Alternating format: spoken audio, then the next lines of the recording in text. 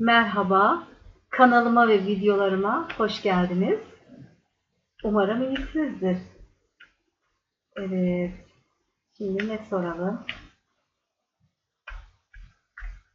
Aklımızdaki kişiye ne soralım? Evet,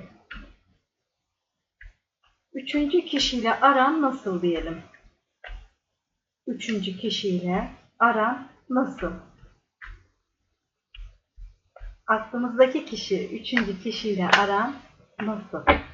Evet, kartlarımızı şöyle bir karıştıralım ve başlayalım. Kupa şövalyesi, değnek şövalyesi, şövalyelere bakın. Değnek kralı, evet, tılsım altılısı, değnek ikilisi, değnek prensi, kılıç kraliçesi ve kupa olması arkadaşlar. Üçüncü kişiyle aran nasıl dedik? Evet. Aklımızdaki kişi tam merkezde değnek ikilisiyle çıktı arkadaşlar. Değnek ikilisini biliyorsunuz artık, izleyenler de öğrenmeye başladı. İki kişi iki durum arasında kalmak ve burada dünyayı elinde tutan bir aklımızdaki kişi var merkezde. Dünyevi işleri tercih etmiş, çok dünyalı, yani her konuda dünyalı. Çünkü burada aklımızdaki kişi böyle e, flörtöz yapıda çıktı arkadaşlar. Böyle eğlenmeyi, gezmeyi, flört etmeyi seven biri olarak çıktı. Sevilmeyi, sevmeyi çok seviyor. Çok da egolu, dediğim dedik benim dediğim olsun diyen, kendine de böyle çok özenen, kendine çok bakan bir aklımızdaki kişi var. Oturduğu yerden sever, kıpırdadığında sadece bir değnek şövalyesi olarak gelir. Şimdi iki kişi iki durum arasında kalmış dedik ya, aklımızdaki kişi aslında olgun biri arkadaşlar. Olgun. Buradaki değnek kralı ve kupa kralı şöyle bir özelliği var. Hani bir ortama girdiğinde çok bakılır, çok dikkat çeker aklımızdaki kişi değnek kralı olduğu için. Ama oturduğu yerden sevdiği için de hareketsiz durur. Flört eder ama daha ileriye gidip ciddi bir atılımda bulunmaz. Yani siz çok olgun bulursunuz kendisini. Fakat aslında çok toy enerjiler de gezer. Burada kupa şövalyesi ve değnek şövalyesi çıktı. Aslında böyle hani aşkı başlatır, aşkla, tutkuyla başlatır arkadaşlar. Fakat maalesef arkası boştur. Bir durum olduğunda, hani böyle iki kişi iki durum arasında kaldığında ilk seçeneği maddi olanaklarından, dünyevi olanaklarından olduğu yer. Mesela maddiyatı varsa maddiyatı seçer. Ha, maddiyat konusunda diyelim ki çok normal bir hayatı var, çok varlıklı değil. Ama hani birine bağlanmayı da çok seven biri değil, flört etmeyi seven biri. Hayatında ciddi bir ilişkisi olsa bile flört etmeyi seven biridir arkadaşlar. Böyle bir aklımızdaki kişi. Alma verme dengesini de bu sebeple sağlayamayan biridir arkadaşlar. Çünkü çok flörtözdür. Değneklerde tutku vardır, aşk vardır, ateşli bir aşk, tutku vardır. Ama birçoğunun arkası boştur. Bu sebeple şimdi bu değnek ikilisinin ne anlama geldiğini zaten çözeceğiz. Şimdi üçüncü kişiyle aran nasıl dedik biz? Üçüncü kişiler burada var. E, Yani iki kişi iki durum arasında kalmış ve dünyevi işleri tercih etmiş. Burada da bakın, ya genç bir ergen bir çocuğu olabilir, bir oğlu olabilir. Ya da kendisi böyle toy enerjilerde kalıp, hani iki kişi iki durum arasında kalarak toy enerjilerde olgun olmayan, aslında olgun gibi gözüküyor. Bakın. Ama olgun olmayan tavırlarda hareket etmiş olma ihtimali var. Hem de sizden bu kadar aşkla, sevgiyle beslenirken aslında mutlu olabileceği yer sizsiniz. Bakın, kupa onlusunu yaşayacağı kişi aslında sizsiniz. Bakın böyle bakıyorum yukarıdan aşağıya. Şöyle yapalım. Daha net olsun. Bu şekilde arkadaşlar. Yani böyle tutkulu, aşklı oturduğu yerden seven, hayaller kuran ama hani böyle sevgiden de beslenmiş. Çünkü ona gerçekten güzel bir aşk, güzel bir sevgi sunmuşsunuz. O da kendine bir şey zannetmiş arkadaşlar. Çünkü size çok böyle tutkulu, aşk dolu gelmiş. Mesela güzel mesajlar atmış. Ne bileyim bazen hediyelerle gelmiş. Boş gelmemiş olabilir. Küçücük bir şeyle bile sizi belki mutlu etmeyi başarmış bir insan. Sevgisinden çok emin olmuşsunuz. Hatta güvenmişsiniz. Bir sağlamlık istediğinizde de kesinlikle bir tarafı seçmiş ve bir tarafı ne yapmış? Baktırmış. Bir tarafı beslemiş, bir tarafı da gözüne soka soka bakın beslemiş. Siz bunu görmüş de olabilirsiniz arkadaşlar. Çok yakınınızdan geçen biri. Yani böyle bir yolunuzun üzerinde biri. Belki siz onun yolundan geçiyorsunuz ya da o sizin yolunuzdan geçiyor. Ama birbirinizi çok sık gördüğünüz bir ortam. Ve siz bu ortamda aslında diğer tarafa ne kadar değer verdiğini görmüşsünüz. Sizi de böyle beklemeye almış. Ufak kırıntılarla mutlu etmiş. Zaten böyle küçük küçük hediyelerle de gelmiş yani. Böyle gelmiş. Daha böyle alma verme dengesini sağlayacak bir durumda gelmemiş. Hem de siz onu bu kadar mutlu ederken. Sizin sevginizden beslenip aslında bu tarafı mutlu etmiş. Alma verme dengesini bozmuş. Sizin hakkınızı size vermemiş arkadaşlar. Maalesef gördüğüm bu. Yani o tarafla arası iyi, sizi üzmüş. Şimdi ilk açılım böyle gösteriyor. Siz de bakmışsınız ki bu böyle gidiyor. Demek ki bir şeyler sormuşsunuz. Bakın elinizi uzatmışsınız. Bazı haksızlıklara, adaletsizliklere uğradıktan sonra artık parmağınızı böyle kaldırmışsınız, kılıcınızı çekmişsiniz. Hani ben de isterim. Bana da hak edişimi ver. Bu böyle olmaz demişsiniz. Böyle demişsiniz arkadaşlar. Böyle tutkuyla gelip diğer tarafa, üçüncü kişilerin yanına gidemezsin. Bana da değer verdiğini göstermen lazım demişsiniz. Eğer benimle mutluysan, gerçekten benimle mutluysan bana bu hak edişimi ver demişsiniz arkadaşlar. Böyle toy enerjilerde gelme. Çünkü ben seni olgun biliyordum. Belki de olgun bir yaşta ya da olgun, akıllı konuşuyor. Ama işine gelmediği yerde de olgun olmayan tavır ve hareketlerde bulunmuş olabilir. Sizi üzmüş, incitmiş, kırmış olabilir ki kırılmışsınız. Bu adaletsizliği yaşadıktan sonra kılıcınızı çekmişsiniz. Evet. Bakalım. Merkezde devam edelim arkadaşlar. Neler oluyor? Bir tarafa yağdırmış, bir tarafın da sevgisini almış. Diğer tarafta şımarmış. Aslında büyük yanlış yapmış. Evet, değnek ikilisinin üzerine bir kart seçtim. Şimdi bakın, elle tutulur, gözle görünür bir teklifle gidersem diyor. Tamam mı? Belki bir şeyler düzelir diyor. Bu bir. İkinci olasılıkta belki şimdi değnek ikilisinde dünyevi işler de var. Dünyayı eline almış. Belki eline bir fırsat geçti veya önüne bir fırsat geldi. Yani bir iş, bir para, bir kazanç kapısı geldi arkadaşlar. Bunu da gösteriyor olabilir. Bu sebeple iki kişi iki durum arasında da kalmış olabilir.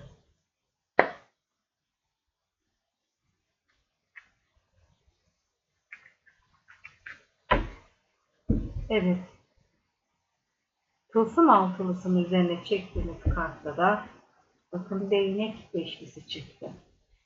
Sopalarla birbirinin kafasına vuran en az 5 kişiden oluşan, yani aslında kalabalık, öyle diyeyim, kalabalık bir ortam ve laf, söz, dedikodu, entrikaların döndüğü bir çevre etkisi olma ihtimali var.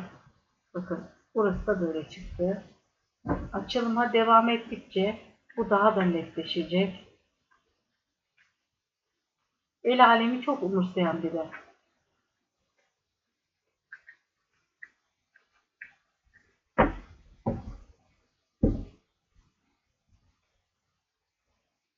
Kupa kralının üzerine çektiğim kartta da kader çarkı çıktı. Bakalım kader çarkı burada bize neyi anlatacak? Yani sizi belki de sizinle uzun zamandır flört ediyor ve hep aynı döngünün, kısır döngünün içinde dönüp dolaşmış olabilirsiniz. Böyle bir ihtimal de var ve uzun zamandır da aranızda şimdi tensel bir şey yaşanır da yaşanmayabilir de, bunun çok bir önemi yok. Ama platonik de olsa bu şekilde sevgi görmek, sevilmek onun hoşuna gitmiş. Geçmişten bir arkadaşlar. Kupa kralının üzerine gelen kartımız kader çarpı çıktı. Geçmişten biri. Evet.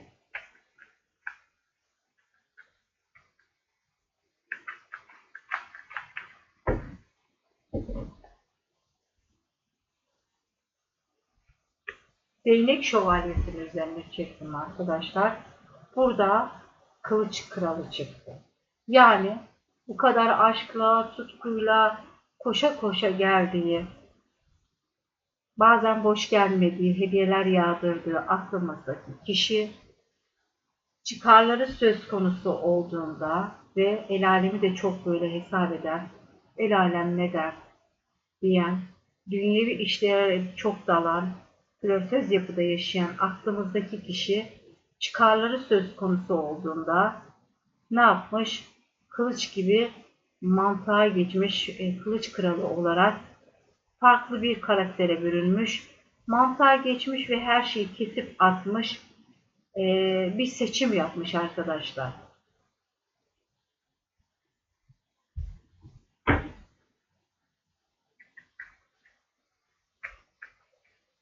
Devam edelim bakalım kartlarımız bize neler anlatacak. Kupa şövalyesinin üzerine bir kart seçelim. Ermiş kartı çıktı arkadaşlar. Şu anda yalnız, inzivaya çekilmiş, eski günleri düşünüyor. Çünkü burada ne yaptı? Tutkuyla, aşkla başlayan güzel güzel flörtleştiği bir insanı mantığa geçerek kesip attı arkadaşlar. Çok büyük bir tutkuyla, aşkla başlamış. Yani gerçekten tutku, aşk o biçimmiş aranızda, öyle söyleyeyim. Şimdi de eski günleri düşünüyor. Eski günleri özlüyor arkadaşlar. Seçim yaptığı alanda eski günleri özlüyor. Eskisi gibi sevilmek istiyor. Eskisi gibi olmak istiyor. Ben diyor orada bunu yaşarken, yani bunu yaşadığı kişiyle çok mutluymuş. O günleri arıyor. Öyle söyleyeyim ben size. Değnek kralının üzerine bir kart seçelim.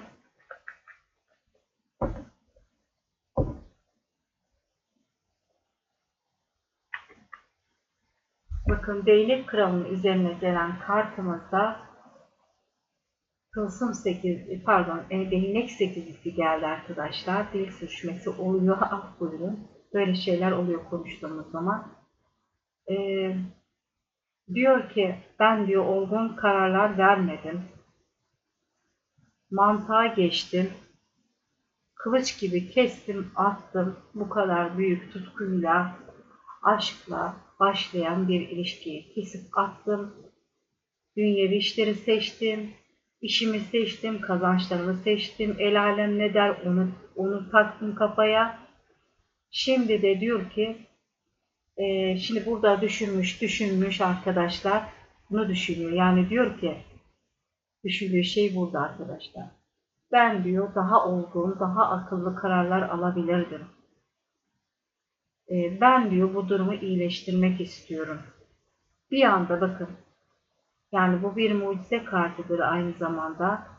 Güzel yeni başlangıç kartıdır. Peş peşe hiç ummadığınız anda yeni bir başlangıç yapabilirsiniz. Oklar böyle peş peşe geliyor. Bir anda iletişim halinde eskisi gibi olabilirsiniz. Çünkü eski günleri o aşkı arıyor arkadaşlar. O aşkı arıyor.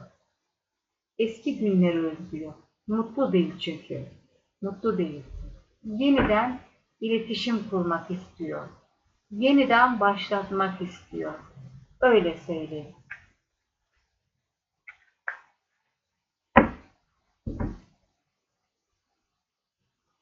Şimdi burada kılıç kraliçesi var. Onun üzerine bir kart seçtim. Evet. Siz onu, yani o öyle bir şey yapmış ki, yani çok güzel bir aşk varken seçim yapmış. Önüne gelen fırsatları değerlendiren ve çok maddiyatçı biri.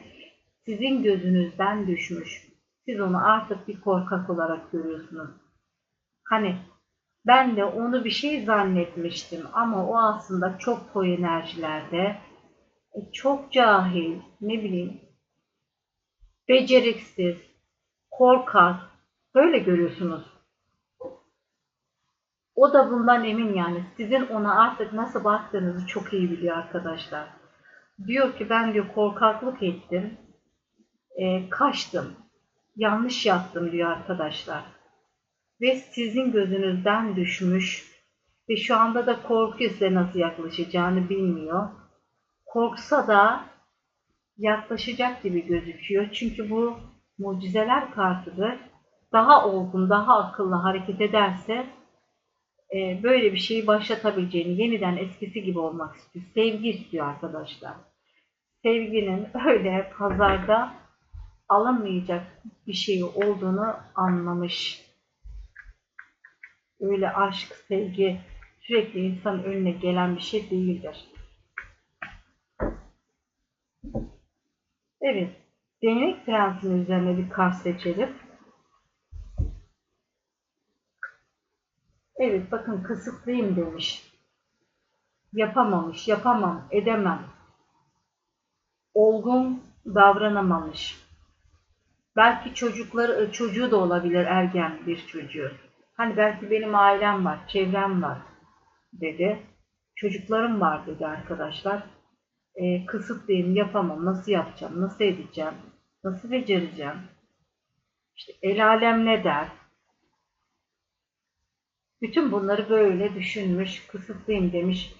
Ama burada hala bir toyluk var, kısıtlılık. Yani böyle kurban zihniyetine girmiş, kendini hala kısıtlıyor. Burada düşünüyor, el alemi düşünüyor. Bu kısıtlı durumdan nasıl çıkacağım diyor. Bazen hala korkuyor arkadaşlar. Bakın, korkaklık var. Hala toyluk var.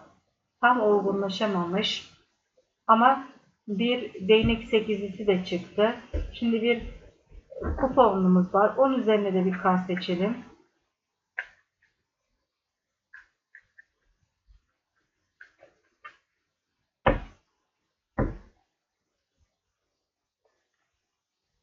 Evet, yıldız çıktı arkadaşlar. Yıldız. Bu ne demek biliyor musunuz? Gerçek aşk. Göklere yazılmış, ona şans getiren biriymişsiniz. Göklere yazılmış bir aşk. Gerçek aşk. Hani burada kendini kurban zihniyetine girmiş, ben yapamam ki, ben edemem ki diyor ya, korkaklık etmiş. Yapabilir. İsterse yapabilir arkadaşlar. Mutlu olması için sizinle aynı çatı altında olması gerekiyor.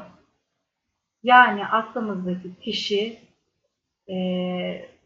kişinin mutlu olabilmesi için sizin onun hayatında olmanız gerekiyor arkadaşlar. Kuponumuzun üzerine gelen yıldız kartıyla yıldızlar yani göklere yazılmış bir aşk olduğu ve gerçek aşk olduğu çıkıyor arkadaşlar. Gerçek aşk sizinle tamamlanabilir. Sadece sizinle mutlu olabilir. Bunlar yani onun kendi zihin çalışması, toyluk yapmış yani biraz cesaret edememiş. Cesaret edememiş yani. Korkmuş. Eğer bakın bu korkaklığı şuna da bağlıyorum. Belki geçmişte bir evlilik yaptı, ayrıldı.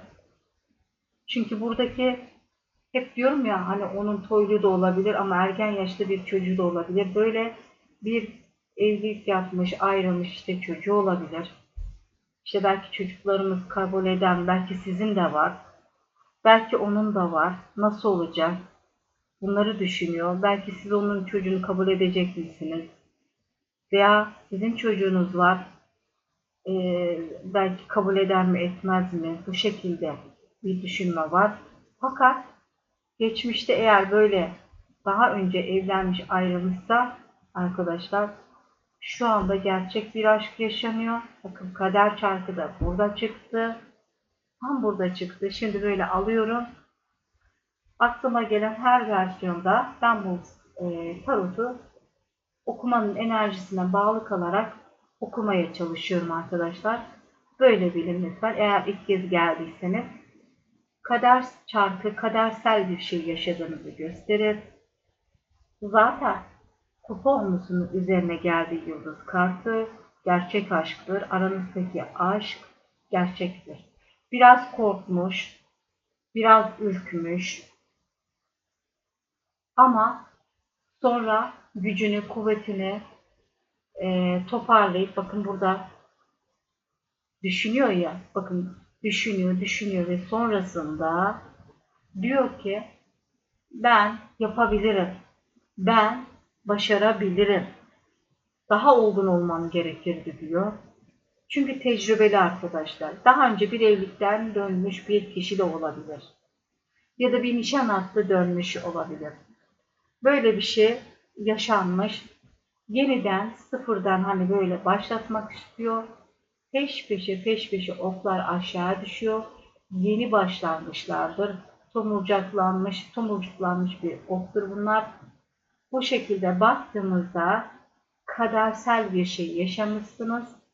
Evet, kader çarkıyla bunun gerçekleşeceği çıkıyor. Arkadaşlar birçoğunuz kadersel olarak gerçekten yan yana geleceksiniz. Kadersel bir ayrılık. Kısıtlıyım, öyleyim, böyleyim, korkaklık etmiş. Acaba yapabilir miyim, yapamaz mıyım? Halbuki gerçek aşk. Gerçek aşk. Sonrasında anlıyor arkadaşlar. Kader çarkı çıktığı için söylüyorum. Kadersel bir şey yaşamışsınız ve bir evlilik, işte nişan, söz, ciddi bir atılım olacak arkadaşlar. Çevreyi de umursamayacak. Belki çevreden duyduğunuz bir şey oldu, geri adım atıldı. Ya siz onun hakkında bir şey duydunuz ya o sizin hakkınızda bir şey duydu. Ama sonrasında tam ortada bakın ikilemde kalmıştı ya arkadaşlar. Sağlam bir teklifle, elle tutulur, gözle görülür bir teklifle size gelecek. Kafasındaki bütün sıkıntıları, kargaşaları, zihin karmaşasını hepsini bitirip gelecek. Ama çok fazla kafası karışık bir insan. Sizin de kafanızı karıştırmış arkadaşlar.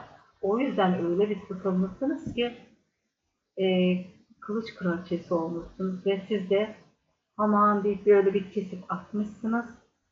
O öyle zayıf davranınca tabii ki siz de öyle yapmışsınız. Fakat kadersel bir şey yani önce kendine güvenemiyor, bir şeyleri yapamıyor ama sonra yapıyor arkadaşlar. Çünkü kadersel olarak onun hayatında olması gereken kişisiniz arkadaşlar. Birçoğunuz bu açılımda kadersel olarak yan yana geleceksiniz ve yeniden başlayacaksınız. bir mucize olacak. Bu kadar kısıtlılık, bu kadar sıkıntı ve bu kadar zihin çalışması, kafa karışıklığına rağmen ne yapacak? Alma vermeyi dengesini birazcık da olsa sağlayarak elle tutulur, gözle görülür bir teklife gelecek. Çünkü onun kaderinde varsınız. Öyle oturduğun yerde sevme olmaz arkadaşlar. Harekete geçmesi lazım. Burada da harekete geçiyor. Ve sizi mutlu edecek, gerçekten çok şaşırtacak. Yani bu bir mucize, hiç beklemiyordum. Nasıl oldu ki? Nasıl oldu ki diyeceksiniz. Yani bu kişinin böyle değişeceğini belki de hiç ummuyordunuz. Kendini böyle hani çok zihin çalışan, korkak, ürkek bir insan olarak görmüşsünüz. Hatta gözünüzden de düşmüş. Ama yani hem kader çarkı çıktı, kuponunu söylüyoruz kartı. Evet. Yani bu kartları böyle göstereceğim ki açılımın özeti böyle bitti arkadaşlar. Aynı çatı altında olmak, evlenmek var. Çünkü kadersel olarak siz bir araya geliyorsunuz. Göklere yazılmış gerçek bir aşk. Aşk. Bunun bir aşk olduğunu anlayıp geliyor zaten. Bu yıldız kartı boşuna çıkmadı. Yani siz ona iyi geliyorsunuz ve sizinle mutlu olabileceğine inanmış.